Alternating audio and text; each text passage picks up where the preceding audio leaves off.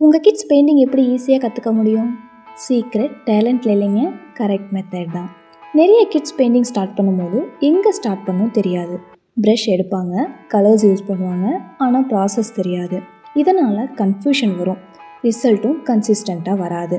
So நான் கிட்ஸுக்கு step by step method தாங்க யூஸ் பண்ணுறேன். First, brush control. ப்ரஷ்ஷை எப்படி ஹோல்ட் பண்ணணும், எப்படி ஸ்ட்ரோக்ஸ் க்ரியேட் பண்ணணும், இதை ஈஸியாக ப்ராக்டிஸ் பண்ணுவாங்க. Next, colour blending. 2 கலர்ஸை ஸ்மூத்தாக கனெக்ட் பண்ணுவாங்க. Light and shadow understanding improve ஆகும். And next, simple painting length start பண்ணுவாங்க. Step by step complete art work create பண்ணுவாங்க. இந்த மெத்தடில் கிட்ஸ்க்கு ப்ரெஷர் இருக்காது, கன்ஃபியூஷனும் இருக்காது. எவ்ரி கிளாஸில் இம்ப்ரூவ்மெண்ட் பார்க்க முடியும். ஸோ கான்ஃபிடென்ஸும் இன்க்ரீஸ் ஆகும், பெயிண்டிங்கும் என்ஜாய் பண்ண ஸ்டார்ட் பண்ணுவாங்க. நான் நம்புறது ஒரு விஷயந்தான், டேலண்ட் விட ஸ்ட்ரக்சர் லேர்னிங் முக்கியம். கரெக்ட் கைடன்ஸ் இருந்தால் யாரும் இம்ப்ரூவ் ஆகலாம். இந்த மாதிரி லேர்னிங் மெத்தட் பிடிச்சிருந்தா ஆர்ட்னு கமெண்ட் பண்ணுங்கள்.